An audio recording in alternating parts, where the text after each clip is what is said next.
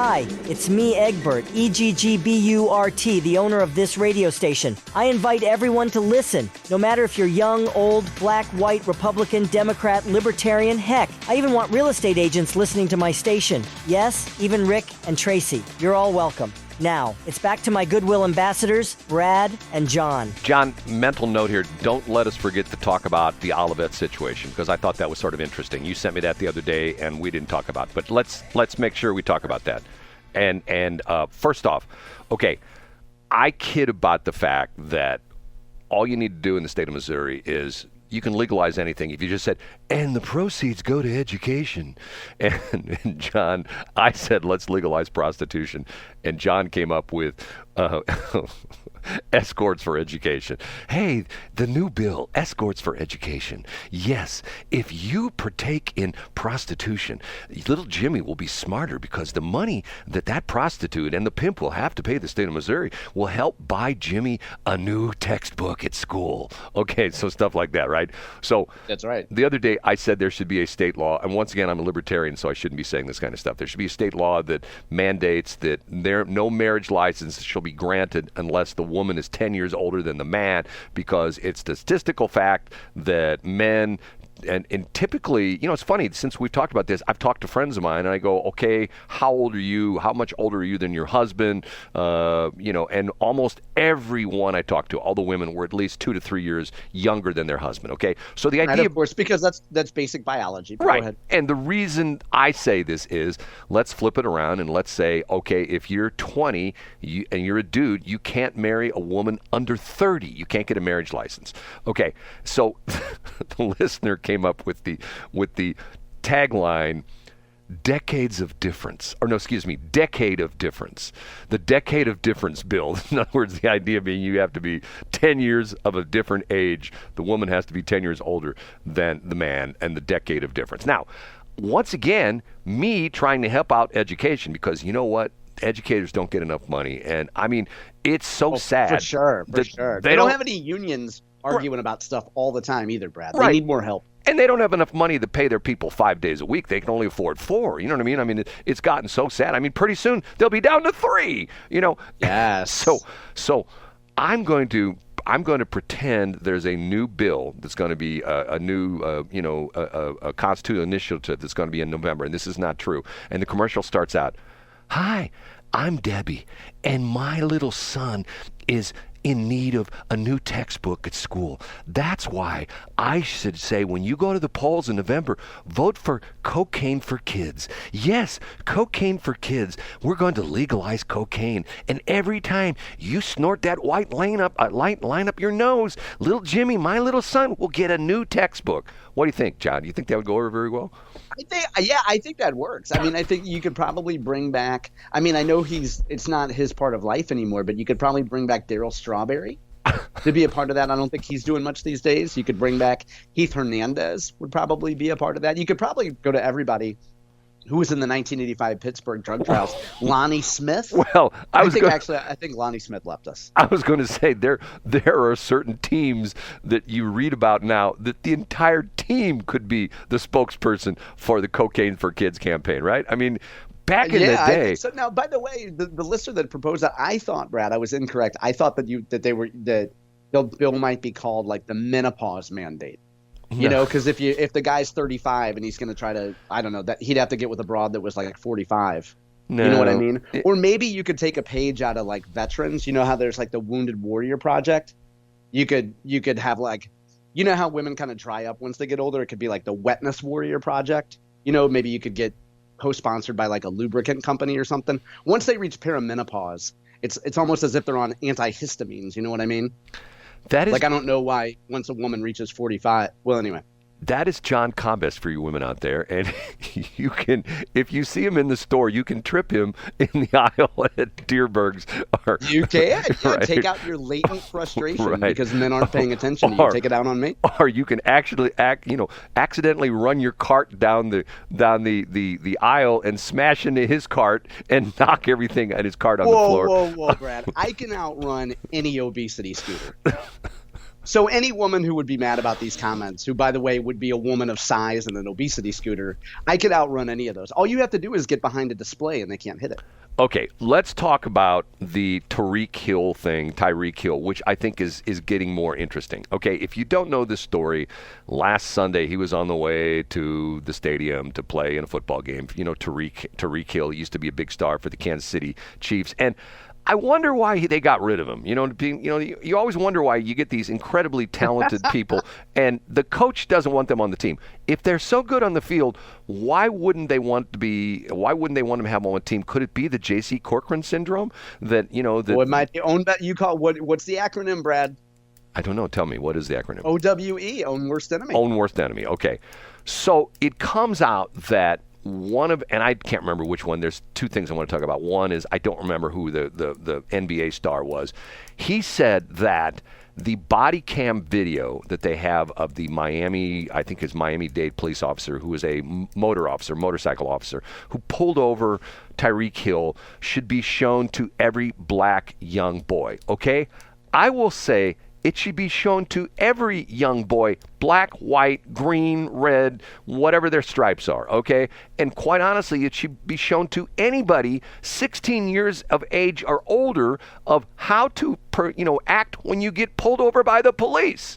And I don't. Yes. Once again, this is not a black or white thing, and it's sort of interesting because I'll comment this about what Charles Barkley said.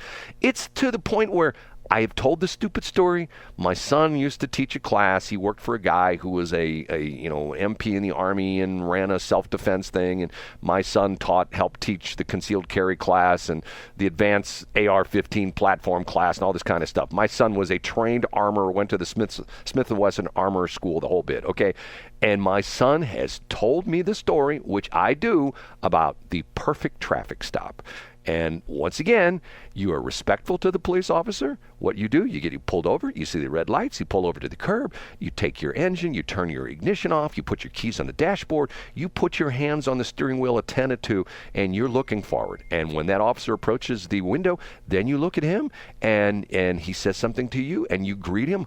Good afternoon, officer. What did I do wrong? And in a very nice, not why did you pull me over, butthead? That kind of stuff. Okay. Yeah.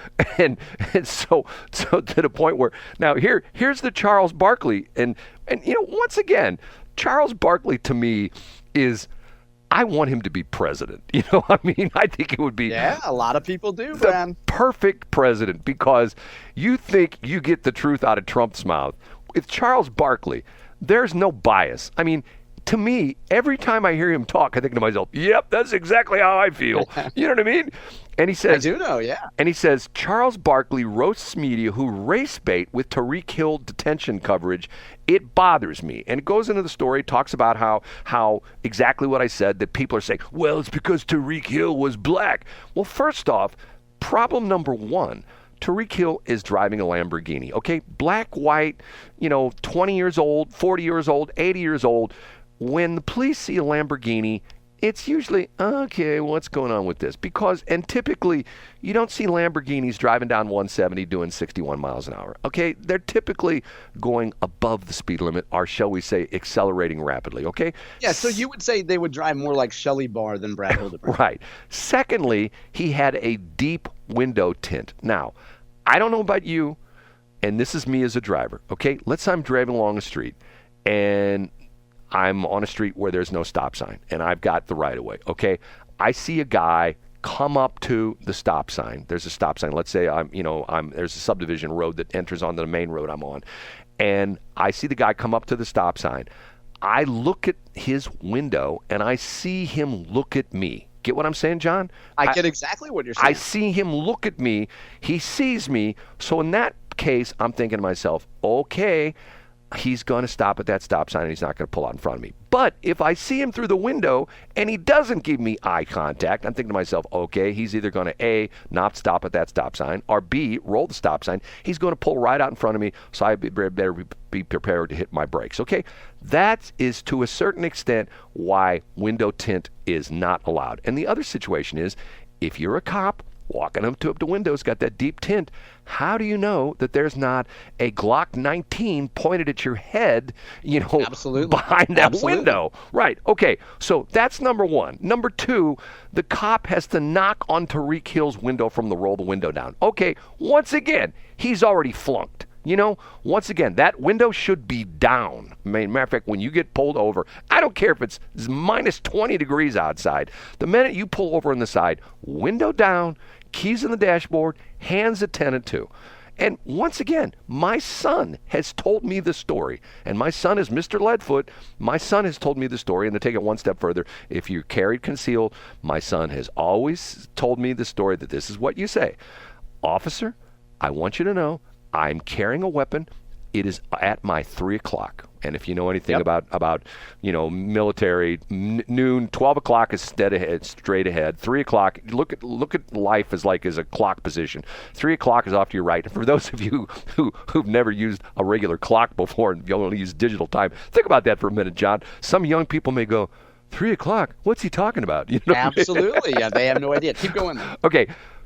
And my son has told me twice he's gotten pulled over for speeding, both times 20 over the speed limit. Do I condone that of my son? No, I do not. But yet twice he's done the perfect traffic stop, put the keys on the dashboard, hands on the thing, courteous to the officer, inform the officer he's carrying. Back in the day, he said, I do have a concealed carry permit. I'll be more than happy to present that to you with my driver's license, officer, sir. And twice the officer has taken his driver's license, gone back to the car, ran his driver's license, there's no wants or warrants for it, realized he's not had any tickets recently, and said to my son, I should have given you a ticket, but you were very courteous, and I appreciate the fact that you told me that you were carrying and where your weapon was, so I'm just going to give you a warning. Slow it down, Buster. So in other words, the idea being is, now, think about this for a minute. Let's take it one step further. You and me are dudes, right? We are already at a disadvantage because of the fact that we get pulled over by a police officer. The women can, essentially rearrange their blouse a little bit. You know what I mean? Maybe unbutton a button or two, and, bat the eyes. Oh, officer, I didn't realize there was a red light there. I'm so sorry. And the officer, oh, well, okay. On your way, honey. Brad, I know this is an important anecdote. I have a female friend, maybe folks at different stages of my life would have called her a lady friend, who one of her braggadocious statements, excuse me, as hot girls often do, she brags about the fact of how often she got out of traffic tickets because she had a lead foot. And she tells in explicit detail, Brad, the story of how one time she couldn't get out of a traffic ticket. And I think she said she'd been pulled over probably about 20 times. And she still talks about how offended she was that this cop wouldn't let her go. And according to her, the cop said something to the effect of, yeah, I know you're used to getting out of a lot of tickets, but that's not going to work with me. And I mean, I still bring this up with her on occasion regularly if I want to knock her down a peg or two. But the idea is, Brad, if you're a good looking woman and, you might have a nice shape to you and you have beautiful eyes, you're going to get out of a traffic ticket. Whereas look at me and Brad, they're going to be like, ugh. Here's your ticket. Get on your way. Yeah, I get a ticket for having a photocopied, for having a faxed copy of my insurance card. I get no grace at all with that. Okay, the Olivette thing, which I think was really fascinating. Do you want to tell the story on this? Because you put this was up, was this on your John Combest the other day, or was it just an additional? I did have this up. I believe it was yesterday. So to set the stage, some municipalities are pushing back against marijuana dispensaries. Now, the unique thing about this story, Brad, and let me try to bring this up here quickly. One of the things that I didn't know is that municipalities cannot reject, if you're Olivette or you're Washmo or you're Carthage, Missouri, you cannot reject the location of a medical marijuana dispensary. First of all, Brad, did you know that? Well, I'm going to disagree with that, but keep going because.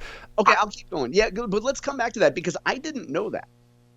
So we can let's come back to that. But the point, the story that I have up yesterday was about the city of Olivette. So for folks who don't know, that's, would you call it an inner ring suburb of St. Louis? Oh yeah. So it's a relatively small municipality in St. Louis. But what I didn't know, Brad, because of Amendment 3.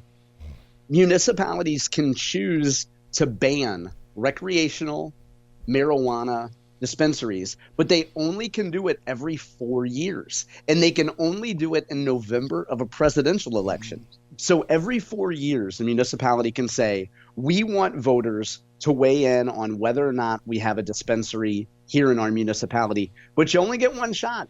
And the city of Olivette is choosing to vote on that in November. So that's the story, Brad. Oh, and by the way, not only are elections limited to every 4 years in November, but at least 60% of voters must approve. So it's not 50 and a hair. It's 60% of voters must approve. Okay, question for you. Does that mean, let's say the ballot initiative in Olivette, does that mean for 4 years they can't put any marijuana places in Olivette? Does that or is that just like for no? that? I think the ban stays. So they wouldn't have to vote on it every 4 years. But what I'm saying is you can only submit it in November of a presidential election year. So those crafty marijuana people, they put another little hump for you to jump over, right? Yeah. So, I mean, that was one of the things that appears to have been well written by the marijuana lobby here. Okay. Wouldn't you say, Brad? Well, now, here's something interesting, okay? You say they can't ban a place? Medical marijuana? And this, by the way, this piece is brought to us by Nassim Binshabane from the Post-Dispatch. He's covered a lot of this stuff before. So here's the first sentence of one of the paragraphs. State law bars cities from banning medical marijuana businesses, period. But it allows cities to hold public votes every 4 years during November presidential elections on whether to ban recreational pot businesses. So even if you had let's say a small municipality and everybody was united that we don't want medical marijuana there, you cannot stop a medical marijuana business from locating. Well, now hold on a minute now. Okay, you said they can't stop them from locating. Our old place in Washington, our building in Washington, and this goes back, I don't know, how long ago was the medical marijuana thing passed? How many years ago? Was that 6? It was passed in, I think, 18, and then it was implemented in 20, I believe. Okay, I had a guy contact me who had one of the licenses, and this is in Washington, and he said, would you like to sell your building? And I said, I don't know, make me an offer. He made me a very generous offer. And I go, what are you going to do with my building? And he says, we got a license for medical marijuana. And he says, we are pretty sure your building complies with the spacing rules. And the spacing rules, it had to be so many feet from a school and so many feet from a church. Now, you should say they can't ban it. So in other words... But Brad, you're confusing two things that are very clear. There's a difference between saying you cannot place a medical marijuana facility within X amount of feet of a school and saying you cannot place a medical marijuana building anywhere in the city of Washington. I get what you're saying. Okay. So in other words, it's a blanket ban as opposed to Correct. a zoning it's two issue. Very different things. Okay. And the bottom line in this was that they actually hired a surveyor, and we were like 200 feet too close to a church. that was the deal. Dang. Well, you know what the simple solution is, Brad? You go to the church, you say, listen, in a few years, I'm starting a church in the cloud. Just turn your business and just shut down the church. And then everybody would be happy, right? They could have a little space in the cloud. They could run a little promo. Or if I wanted to be a jerk, I could just say, well, this is a church, and you can't, or I won't say what I was going to say because I get myself in trouble. Okay, we have to take a break, our last break of the morning. And by the way, if just a reminder, we do this show live, 7 to 8 a.m. Monday through Friday. If you're listening on the podcast or on the YouTube channel, you can actually listen to the show. You can listen off air. It's a real radio station, honest to God, real radio station. And you can also stream us at bjshow.co. Just go down to the little picture there, little banner with Egbert, our owner. Click on his nose and you'll get the live stream. Thanks for checking out the Brad and John Show podcast. This segment of the show is brought to you by John Combest's book, Stalking, Harassment, Internet Trolling, A Guide to Recovering and Rebuilding After Online Attacks. It's a great reference if you've ever been the unfortunate target of a social media attack. It's available on Amazon. Just search John Combest. That's Combest, John Combest, and the book will show up in your search results. Now it's time for another segment of the Brad and John Show. Can you handle it?